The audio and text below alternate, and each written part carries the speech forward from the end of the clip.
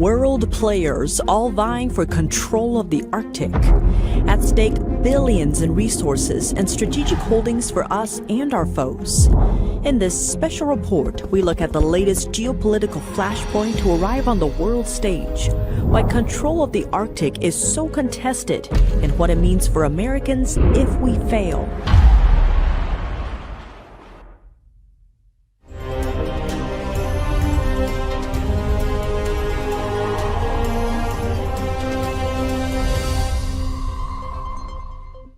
Welcome to China in Focus. I'm Tiffany Meyer. World powers all eyeing the world's northern pole, and it's not just because of the polar bears.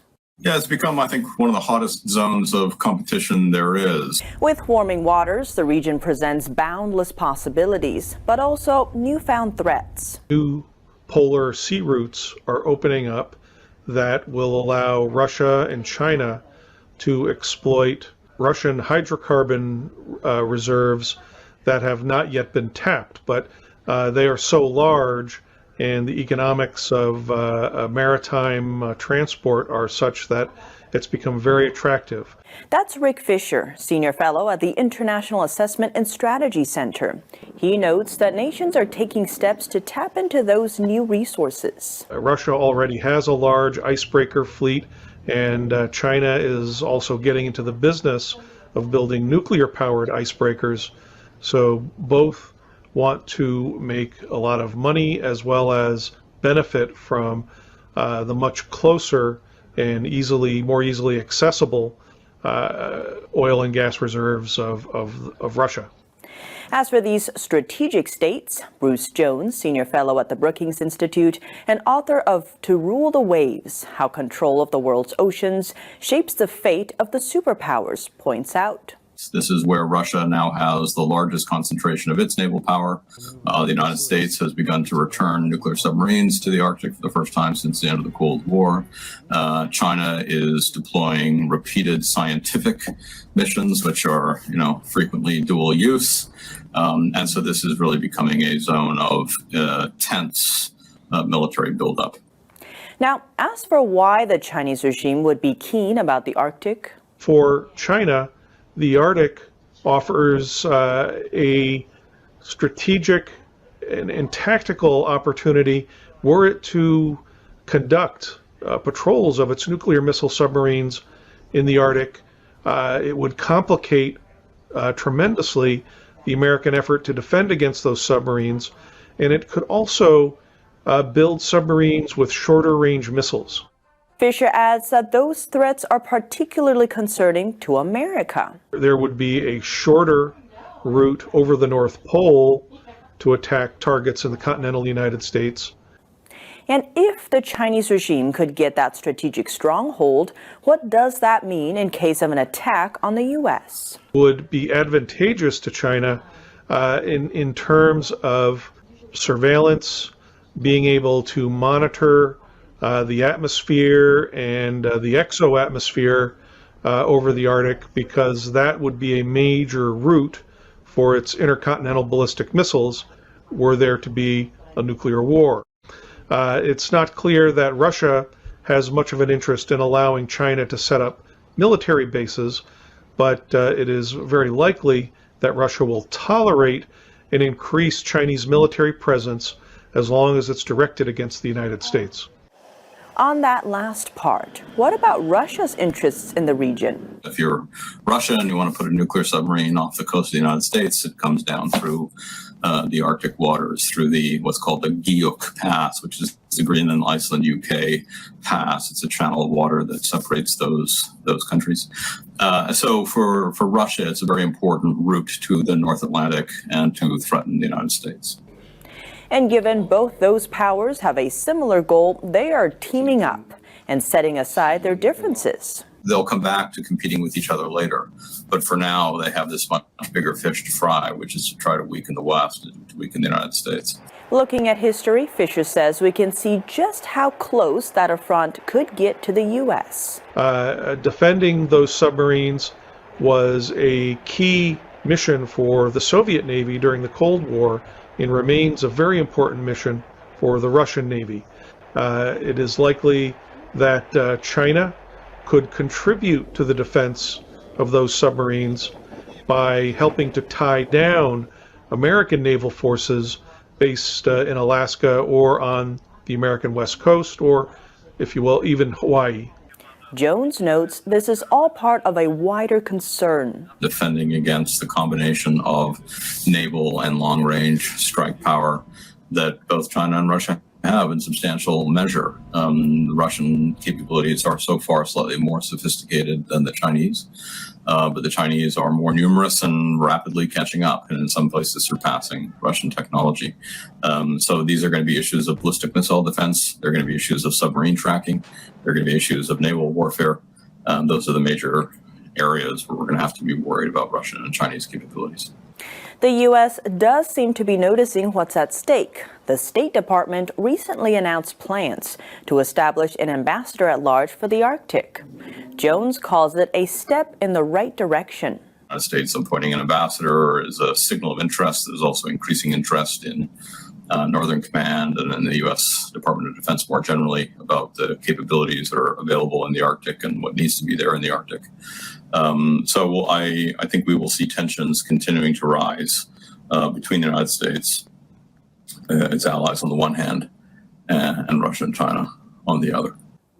Fisher adds next would be organization of a coalition of democracies concerned about the Arctic is a laudable step. It is akin to what the United States started doing under the Trump administration, trying to organize a coalition of democracies to promote positive and peaceful behavior on the moon. But he says what the U.S. really needs is to boost defense in a more concrete way. There's a clear requirement for a much larger Navy overall, but especially for the resumption of construction of icebreakers. The United States now has 2 icebreakers. One of them is 40 years old. The Coast Guard definitely wants 2 new icebreakers, but the United States will likely need several more. And these icebreakers need to be configured so that they can be rapidly armed to defend themselves or to military assets of Russia and China. Jones notes some are pushing for change in that direction. Chief of Naval Operations recently issued a planning report calling for a 600 fleet Navy that's divided between a manned fleet and an unmanned fleet. That's probably the right architecture, but we have not seen kind of seriousness of purpose in Congress to authorize the funding necessary for that. We haven't seen Congress or the DoD being willing to recognize that that requires moving some money out of some of the other services. And now another risk is the threat of nuclear war. Jones says that threat takes the form of submarines, miles beneath the surface of the ocean. And they are once again circling one another and sort of circling the continents and keeping a careful watching eye on developments. They play important intelligence roles, but they are also, of course, an important part of, in the United States at least, and Russia still to a large degree, the nuclear triad. China is rapidly developing its nuclear capability and its submarine capability. He adds that for now, the threat is not yet upon us. Those are not yet centrally emerged. That's not yet a central part of China's strategic threat, but it will be very soon. So I think we're rapidly sailing back to a place where submarine-launched nuclear missiles are a central part of war planning and of deterrence. But until that threat presents itself, there's another clear interest these powers are battling over the Arctic for: commercial purposes. Now, if you think about it from a trade perspective, the distance between Shanghai and New York, if you can sail the Arctic route, is about half the distance if you have to go through the Suez Canal, across the Mediterranean, and then across the Atlantic Ocean. So it has the potential to dramatically cut trade times with dramatic savings. It was similar in nature to what the Suez Canal did to trade between Asia and Europe when it was first established. So it has the potential to be a major change in global commercial routes. As for just how much is at stake, billions. Coming up, we continue our coverage of the Arctic. In part 2, experts note how on top of strategic stakes, there's also billions worth in resources, the ways the Arctic could change commercial benefits, and more. Coming up in just a minute here on China in Focus.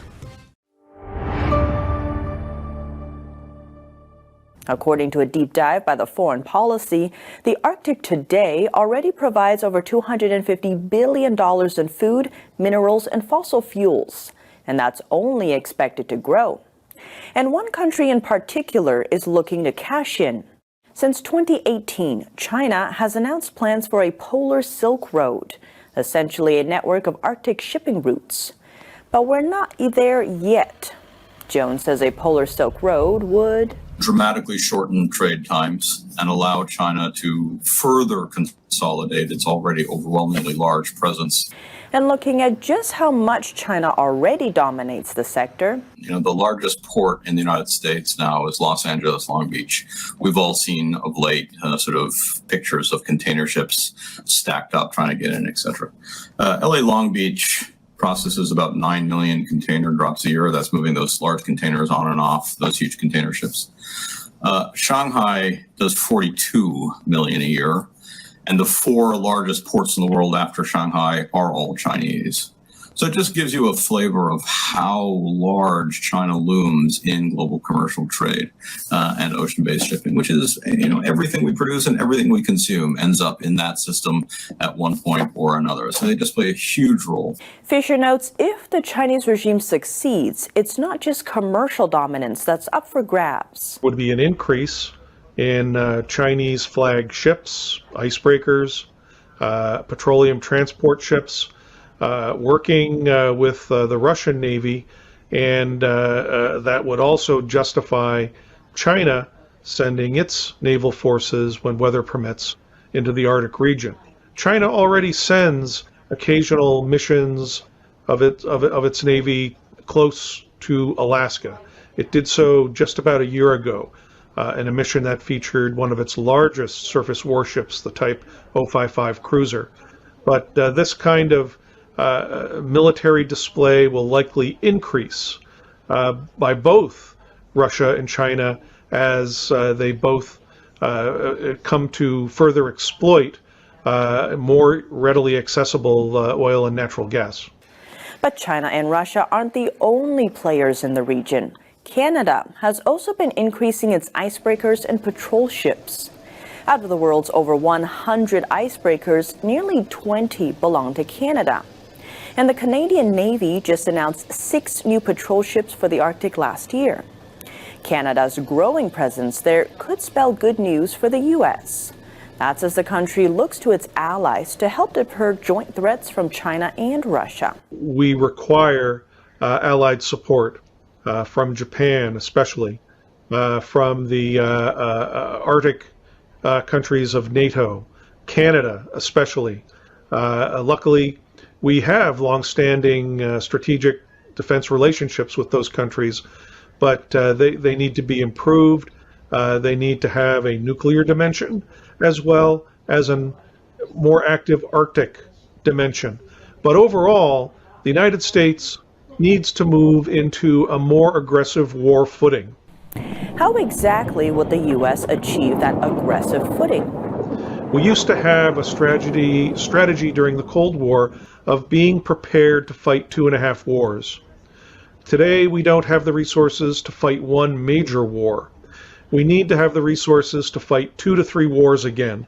And that requires a reordering of our national security and domestic priorities in order to be able to afford that capability, because if we refuse to go in that direction, then we are committing our young people to generations of wars, not just 1 or 2, but generations, because the Chinese and the Russians are going to be allied for that long, and they're going to work that hard to ensure that they are victorious over the democracies.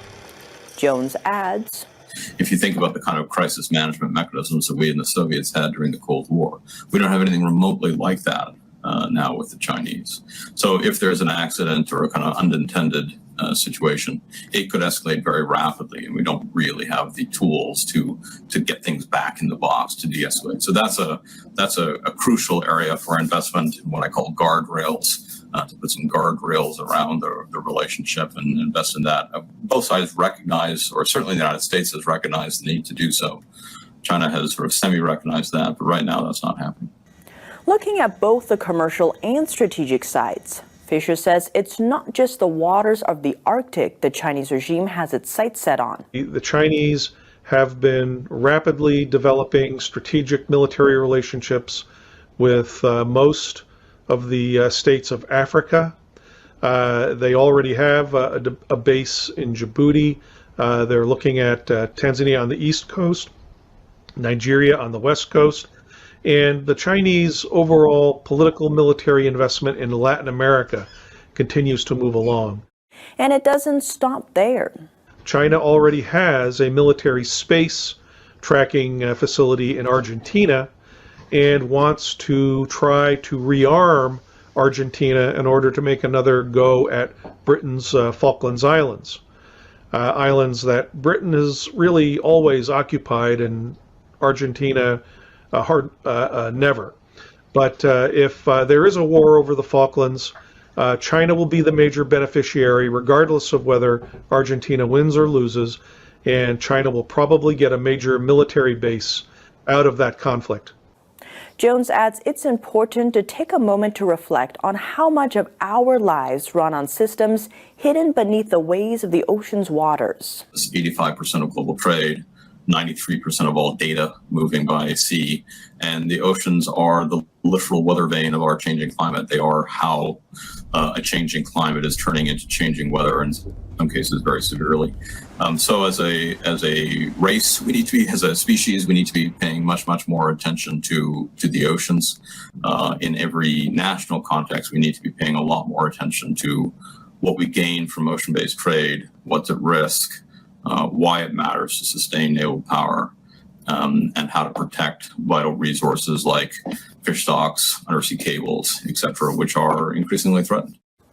But Fisher highlights that it's important to note the Chinese regime's goals are global, not confined to any one area or any one sea. China is expanding for global power projection, for being able to wage wars globally, but it is starting its march to global hegemony on the Taiwan Strait. It first wants to conquer the 23 million free people of Taiwan. It has to conquer Taiwan in order to establish military hegemony in the Asia Pacific. And from there, from Taiwan especially, it hopes to begin global military projection that will likely include the conduct of military conflicts all around the world. But it's not that the U.S. and allies have to cover all fronts at once. Fisher says it all comes down to one small strategically placed island.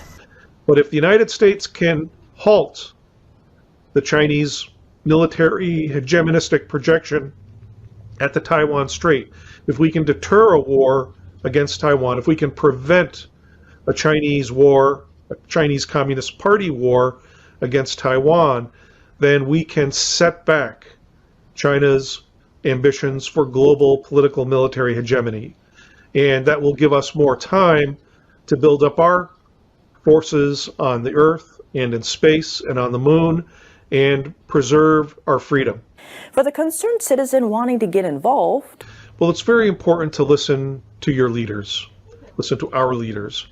It's important to assess, do they care about these threats that are developing? Do they care about the China-Russia alliance? If the answer is positive, then they deserve support. If they are leaders that simply don't care about these developing existential threats to the United States, then perhaps they need to be helped to find other work. While our attention has been fixed on the warmer waters of the South China Sea, experts note the cold reaches of the Arctic could be a much more pressing threat, one that is much closer to home, that could change the way our lives are run. But as experts note, it's not too late. There are steps that can be taken now to preserve our freedoms. That's all for today's China in Focus. I'm Tiffany Meyer. If you have any feedback on the show or have something you'd like to see us cover, send us an email at chinainfocus@ntd.com. We'd love to hear from you. Thanks for watching and see you tomorrow.